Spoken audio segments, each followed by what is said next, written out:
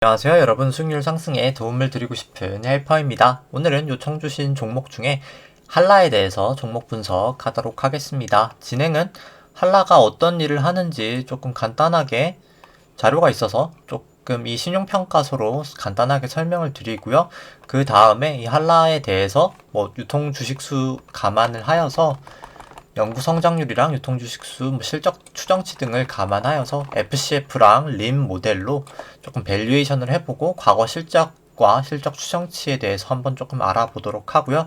그 다음에 차트 분석을 해드리도록 하겠습니다. 차트 분석은 초장기 추세인 구주봉과 중기 추세인 주봉, 그리고 단기 추세인 일봉으로 설명드리도록 하겠습니다. 그럼 바로 이제 조금 회사에 대해서 설명을 드리면,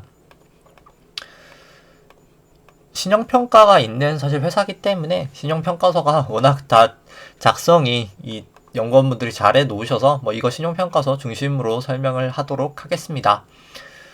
일단 회사 같은 경우는 최대 주주는 정몽원 회장이고요. 한라 계열 회사입니다.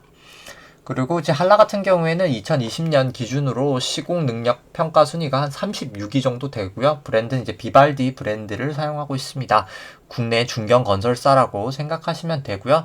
조금 다 내려가서 조금 간단하게만 설명드리면, 동사가 이제 매출 29년 2020년은 4분기까지 안 나와있기 때문에 2019년 기준으로는 건축하고 주택이 한 67%, 토목이 24%, 해외 1.1%, 기타 부분 한 8% 정도 영위를 하고 있고요. 2015년부터 사실 그 전까지가 2008년도부터 건설사들에게 조금 되게 위기였고 어려운 시장이었습니다. 동사 실적도 보시면 적자였었고요. 그 당시에는 그때부터 사실 조금 계열 건축 공사 발주도 감소하고 토목 부분도 경쟁이 심화가 되면서 사실 수익성이 많이 약화됐기 때문에 주택 비중 사업을 크게 이제 확대를 하고 있고요. 현재 같은 경우에 주택 경기가 그래도 아직까지는 2017년 정점 수준은 아니지만 18년, 19년, 20년 다 괜찮기 때문에 수익성이 상당히 개선되고 있고, 이 매출액 구성도 조금 보시면 과거에는 이제 토목 분야가 사실 조금 많았었는데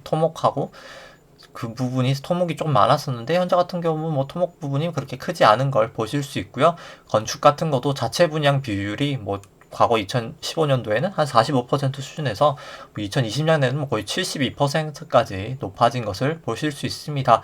자체 분양 같은 경우는 리스크는 높지만 수익은 높다고 보시면 되고요. 그렇기 때문에 현재 같은 경우는 주택 경기가 아직까지 다 양호하기 때문에 수익성에 개선이 되고 있는 부분이라고 생각하시면 됩니다. 분양 실적 같은 경우에는 2020년 4분기 9월 말 기준으로 92% 정도 분양이 나고 있고요. 2020년도가 조금 분양률이 안 좋았었는데, 조금 안 좋은 이유가 이제 생활형 숙박시설이나 지식산업센터 등이 분양률이 조금 저조한데, 사실 그게 2022년도에 다 완공 예정이고요. 이제 보통 이런 시설들은 조금 분양이 이제 완공 시점에 조금 되는 경향들이 보통 있습니다. 오피스텔 쪽이나 지식산업체가 약간 좀 그런 경향이 있고요. 그렇기 때문에 분양률도 양호한 수준이다라고는 할 수 있을 것 같습니다. 그리고 다음 다 넘어가시면 공사 잔액 같은 경우에도 여전히 건축하고 주택 비중이 조금 높은 것을 보실 수 있고요. 지금은 거의 토목하고 해외보다는 그냥 건축 주택이 중심이다라고 보시면 될 것 같습니다. 영업 수익성은 뒤에 말씀드리겠지만 그냥 간단히 여기서도 설명드리면 17년도가 분양 실적도 그렇고 가장 최고점이었기 때문에, 주택 건설 경기가 가장 최고점이었기 때문에 에비타 마진율, 영업이익률이 한 9.1% 정도 됐었고요. 2018년, 19년도 한 4.4%에서 5% 정도 영업이익이 나왔습니다. 이 정도도 사실 양호한 수치라고 할 수 있었고요. 특히 여기 보시면 2019년 6월에 희망퇴직하면서 조금 퇴직 위로금 한 100억 원 정도는 조금 지출이 되었고요. 일시적인 비용이지만 장기적으로는 조금 더 수익 기여를 할 수 있는 부분이지 않을까 판단을 합니다. 2020년 3분기까지는 영업이익률이 조금 더 개선이 되면서 7.2% 정도까지 개선이 되었고요. 조금 나머지 이슈들 설명드리면, 이 자회사에서 여기 나와 있는 이 내용이, 이 자회사에서 한라 GLS라고 이제 화성 동탄 물류센터 개발하고 운영하는 자회사가 있는데요. 거기서 이 C블럭을 한 1852억 정도 매각을 하였고요. 현재 한 630억 정도 돈으로 회수를 하였습니다. 이 매각 대금은 차입금 상환 예정이고요. 동시에 이제 매각한 펀드에 한 20% 정도 지분을 이제 재투자함으로써 향후에는 조금 배당 수익을 받으려고 하는 계획이 있다고 합니다.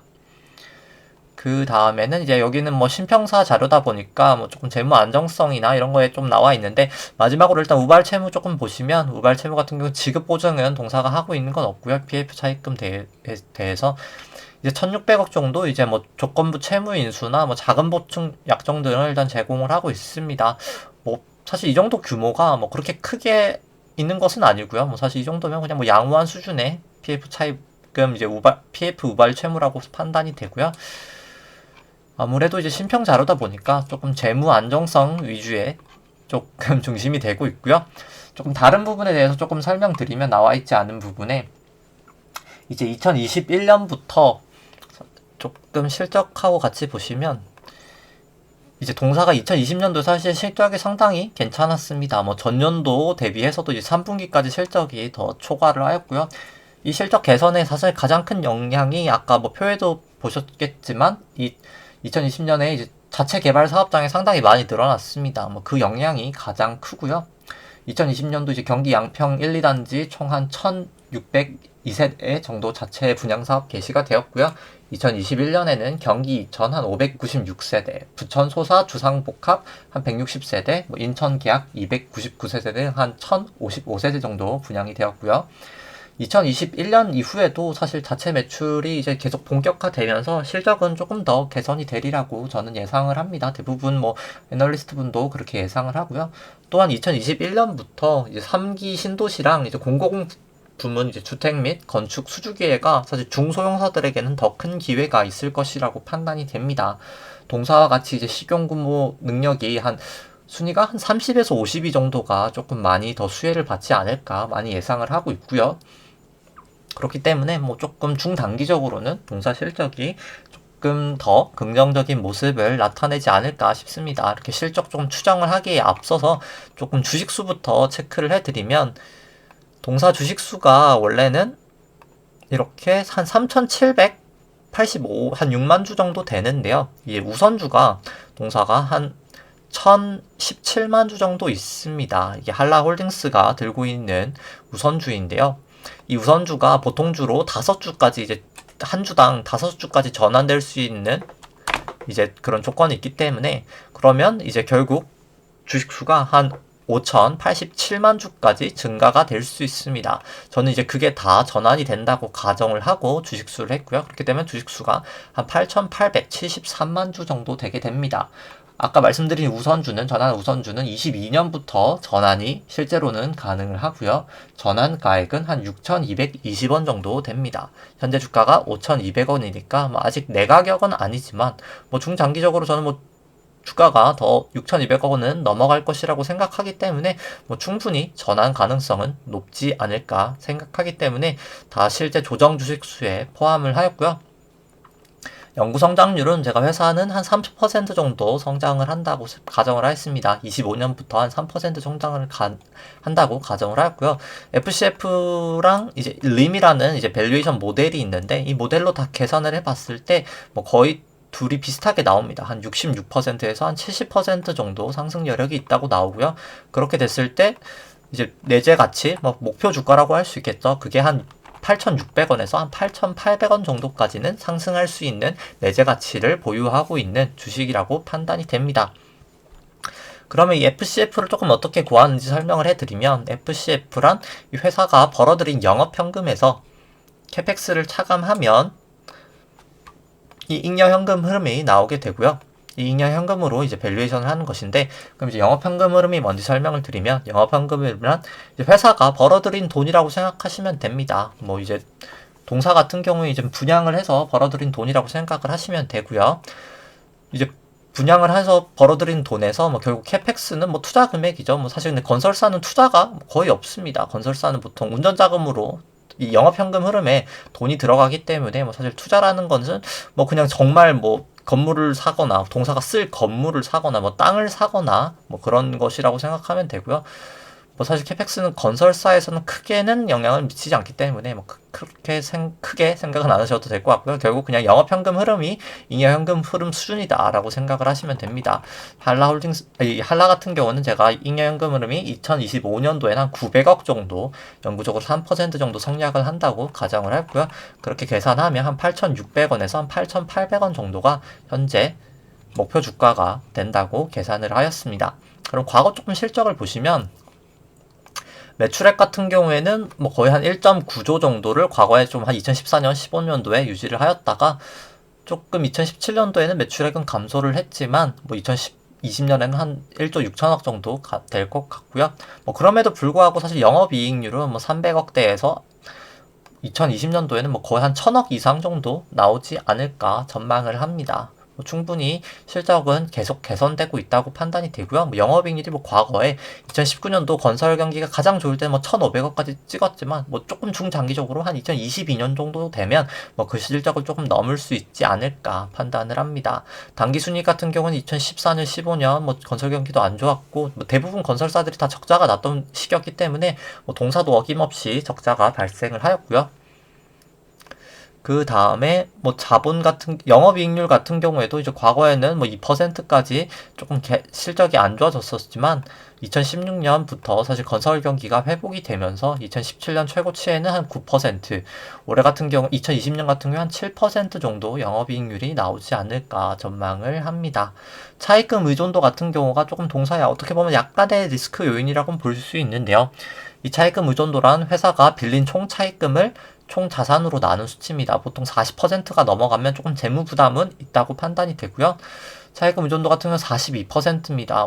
2020년 3분기 기준 조금 상승을 했고요. 뭐 그 이유가 2020년 3Q에 운전 자금이 조금 증가를 하면서 이 분양 전에는 조금 운전자금이 증가하는 경향이 있거든요. 그렇기 때문에 현금 흐름이 조금 마이너스 1000억 정도, 원래는 한 630억 정도 나와야 정상인데 마이너스가 조금 나타나고 2019년도에도 운전자금이 마이너스가 나타나면서 사실 이렇게 둘이 합치면 한 2400억 정도 되죠. 2400억 정도 규모가 운전자금으로 지출이 되면서 조금 차입금이 증가를 하였습니다. 뭐 중장기적으로는 실적이 개선되고 이 운전자금도 회수가 될 예정이기 때문에 차입금 의존도는 계속 감소가 되면서 좀 재무 안정성은 향후에는 개선이 될 것이라고 판단이 됩니다. 그 다음에 좀 실적 추정치 말씀드리면 뭐 올해 2020년 같은 경우에 한 매출액 한 1,700억 정도 1조 7천억 정도까지는 나올 것 같고요. 뭐 영업이익도 조금 개선이 더 되지 않을까 판단을 합니다. 아까 말씀드렸던 3기 신도시랑 이제 공공부문 주택 건축 수주가 조금 늘면서 중장기적으로는 조금 먹거리를 더 얻지 않을까 판단이 되고요. 매출액 같은 경우 25년도에는 뭐 한 2조 정도 잡았습니다. 뭐 조금 보수적으로 잡았다기보다는 뭐 그래도 그냥 지금 추정치 정도로 잡은 것 같고요. 뭐 영업이익률 같은 경우는 조금 보수적으로 한 6% 정도로 잡았을 때 아까 말씀드린 목표 주가가 한 8,600원 정도가 적정하다고 주가가 나오게 됩니다. 뭐 이 부분에 대해서 이제 설명은 다 드린 것 같고요. 뭐 그렇기 때문에 충분히 오버행 이슈가 있죠. 이 우선주에 대해서는 사실 뭐 조금 전환되는 리스크가 뭐 충분히 있고 저는 충분히 현실 가능성은 매우 높다고는 판단이 됩니다. 뭐 그럼에도 불구하고 주가가 한 8,600원까지는 중장기적으로는 상승할 수 있을 것 같다고는 판단이 되고요. 다만 뭐 단기적으로 이 우선주가 내년에 전환이 되게 되면 뭐 내년이나 23년에 되면 뭐 그때는 조금 단기적인 악재는 발생할 수 있지 않을까 추정을 합니다. 그 다음에 이제 차트 보시면 구주봉부터 초장기 추세인 구주봉부터 보시면 조금 선부터 일단 설명을 드리겠습니다. 괴선부터 설명을 드리면 이 파랑 색깔 선이 일목균형표의 전환선이고요. 이 초록 색깔 선이 일목균형표의 기준선입니다. 이 주황 색깔 선이 일목균형표의 9일 후행 스팬이고요. 이 진한 초록 색깔 세피아 색깔이 26일 후행 스팬입니다. 현재 주가가 이 코로나 이후로 상승을 하면서 사실 전환선은 상회를 하였고요. 이 기준선 부근에서 사실 조금 기준선 부근까지 갔다가 조금 저항을 보이고 있습니다. 이 기준선하고 이 파랑 색깔 영역이 일목균형표의 선행 스팬인데요. 이 선행 스팬이 보통 이제 이렇게 음운일 때는 보통 저항대 역할을 하는데 이렇게 거대한 저항대가 있었기 때문에 조금 하락을 하고 있습니다. 뭐 그럼에도 불구하고 뭐 9일 후행 스팬, 26일 후행 스팬은 다행히 일단 역전이 되었고요. 조금 부정적인 면이 있는 것을 말씀드리면 뭐 이렇게 주가가 사실 많이 하락을 하였습니다. 2008년도부터 뭐 계속해서 하락을 하였기 때문에 매물 부담이 사실 이 부분에 특히 거래량 여기 많이 타졌었죠. 특히 뭐 한 이 부분에 매물 부담은 상당히 있을 거라고 판단이 되고요. 뭐 그것을 사실 가시적으로 보여주는 게 이 일목균형표 선행 스팬이라고 할 수 있습니다. 이 매물 부담 때문에 조금 주가가 상승은 하리라고 저는 판단이 되는데 조금 상승하는 데까지는 조금 진통은 겪지 않을까 판단을 하고요. 그 다음에 좀 중기 추세인 주봉을 보시면 주봉 같은 경우에는 뭐 주가가 뭐 최근에 그래도 상승하면서 전환선 기준선 다 위에 있고 후행 스팬들도 다 호전이 되어 있는 것을 보실 수 있습니다. 다만 RSI가 이제 70을 조금 하회하고 있고요. 뭐 이는 아무래도 뭐 한라 자체에 뭐 조금 뭐 실적에 문제가 있다기보다 지금 증시가 다 하락을 하고 있죠. 뭐 그렇기 때문에 그 영향에 이제 한라도 같이 이제 반응을 하면서 조금 RSI가 하락하면서 조금 하락 추세가 단기적으로는 전 조금 시작이 되지 않을까 판단을 합니다. 일봉상으로도 주가가 일단 전환선 이제 완벽하게 하회를 하였고요. 뭐 장중 주가로는 기준선도 하회를 하였습니다. 9일 후행 스팬도 이제 역전이 되었기 때문에 뭐 단기적으로 저는 한번 지금 조정을 빼고 가지 않을까 싶기는 하고요. 제가 29일 날 마감 영상에도 말씀드렸지만 뭐 일단 단기적으로는 조금 상승을 했다가 그 다음에 좀 이렇게 하락을 하는 패턴을 보이고 나서 주가 그 다음에 조금 횡보를 보이고 그 다음에 좀 상승을 하는 패턴이 나오지 않을까라고 판단을 합니다. 다만 뭐 일목균형표 추세선들 상으로는 뭐 아직 기준선을 뭐 상회하고 있기 때문에 이 추세선으로 매도를 하시고 매수를 하신다는 기준을 잡는다고 하면 뭐 지금 당장은 매도를 하실 필요는 없을 것 같고요. 다만 뭐 매수를 하시기에도 조금 애매한 구간이라고는 판단이 됩니다. 매수를 하시면 이 전환선을 상회할 때 그때 매수하시는 것을 추천드리고요. 매도를 하신다면 일단 이 뭐 기준선까지 하회를 하면 그때를 조금 매도를 하시는 게 낫지 않을까 싶습니다. 그냥 종합적으로 말씀드리면 뭐 중장기적으로는 충분히 상승 여력은 있는 종목이라고 판단이 되고요. 다만 일단 22년, 23년도에 이 우선주가 전환이 되게 되면 조금 단기적인 이슈로 주가 하락은 가능성이 있을 것이라고 판단이 되고요. 현재 같은 경우에는 조금 단기적인 워낙 조금 주가가 단기간에 하락을 했기 때문에 파동상 단기적인 상승은 있을 수 있으나 조금 그 상승 이후에 조금 하락을 하는 패턴이 나타나지 않을까라고는 저는 예측은 합니다. 그럼에도 불구하고 그냥 선으로 나는 이 일목균형표 선으로 매매를 하신다 하시면 이 전환선을 상회하면 매수, 기준선을 하회하면 매도하시는 것을 추천드리면서 오늘 방송은 여기까지 하도록 하겠습니다. 좋아요와 구독 눌러주시면 감사하겠습니다.